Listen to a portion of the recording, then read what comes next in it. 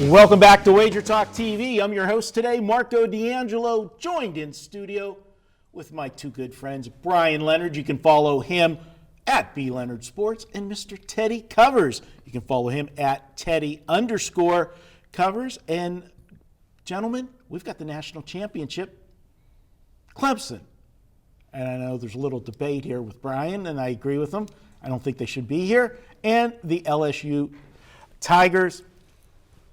Championship game, you got one team looked as good as you could possibly look. And as we said, Clemson got there, controversial call late in the game. Teddy, I'll start with you because you're looking like you're ready to kill me. I'm only getting started. That's normal. I'm still mad about Ohio State not winning that game, which I am, and my clients are as well, unfortunately. Me too. All that said, is that would you rather lay an inflated price with the team that just looked great, or would you rather take an inflated price with a team that didn't just look great, but a team that has been pretty darn good in games like this, a team that's been there before, a team with a quarterback who is 25-0 as a starter, and they're catching points. And they're not just catching points, they're catching more than a field goal. And I understand how good LSU looked last week. They also faced a defense that wasn't capable of shutting them down with a first-time defensive coordinator who was outclassed. Brent Venables doesn't get outclassed very often, okay? There's a reason he's I think he's the second highest paid assistant in college football.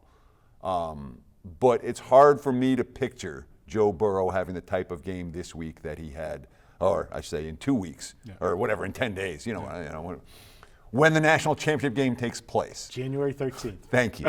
On that Monday, on that second Monday of January, it's hard for me to picture Burrow having the same type of game that he had last time out, which has me believing that I got to look at the Clemson side, and maybe, I'm not going to bet it, but maybe you got to look at the under here, Bri. This is handicapping 101, isn't it? You take whatever you saw last and bet against it. Nobody that I've talked to who makes power ratings had LSU being a favorite of this magnitude. Now, sure, they are playing in Louisiana. They're not playing in the normal stadium, but they do have what you would consider a home field advantage.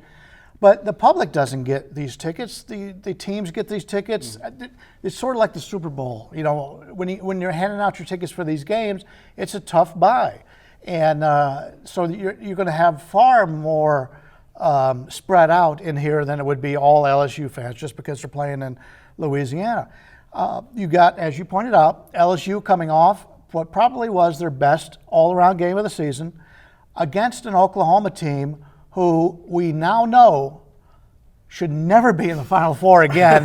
And if I was the head coach at Oklahoma right now, I'm going to the NFL right now, because you're never going to be able to get to the national championship and win it, because they're not going to be invited again unless they go perfect. They'll have to go a perfect season to get back again, to be able to get invited because they've performed so badly.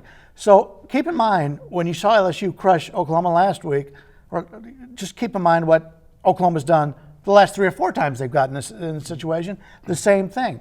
So you've got a Clemson team with what could be the best coach in college football, one of the top 3.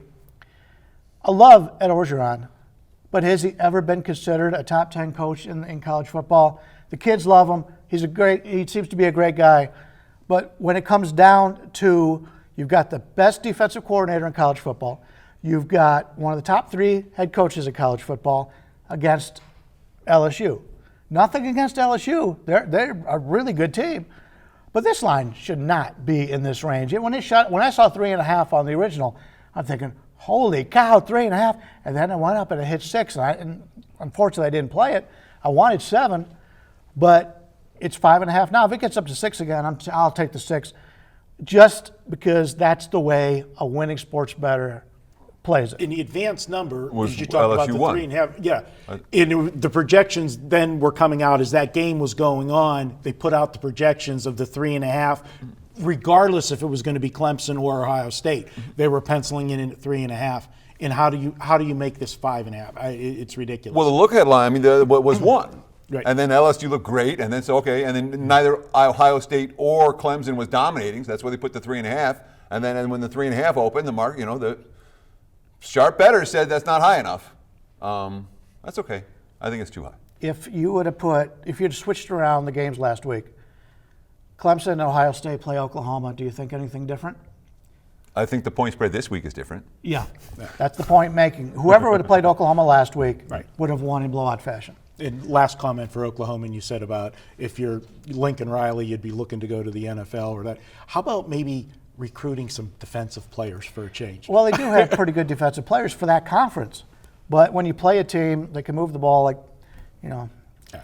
it's a situation. And don't go they've with a had. hurry-up offense when you want to when your defense is horrible and you're giving that offense more possessions. There were no adjustments from Oklahoma defensively during all. the course of that game, And and that will if LSU picks apart Clemson on the first drive, they'll make adjustments for the second, and if they pick apart on the second drive, they'll make adjustments for the third. I'm confident that we'll see a better defensive game plan from. How high do you think the Clemson. total gets on this game? Because 69.5 right now is pretty high on this game, I think, for this matchup. I don't disagree with the concept that you need 10 touchdowns to win. You're overbet. You're not going to see a groundswell of under money in this game, even with the caliber of these two defenses, because we're talking about the Heisman winner and a guy who's also going to be the number one overall draft choice as a quarterback, and we're talking about two elite QBs. Yep.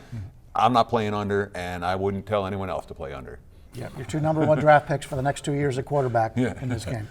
Absolutely. All right, great stuff, guys. Hey, get 7 days of all access from your favorite WagerTalk.com or SportsMemo.com handicapper for just $79. That's a $40 savings off the regular rate to receive every play in all sports from your favorite capper. This includes all 5% plays. Those sell for $40 by themselves. Just use coupon code SAVE40 at checkout.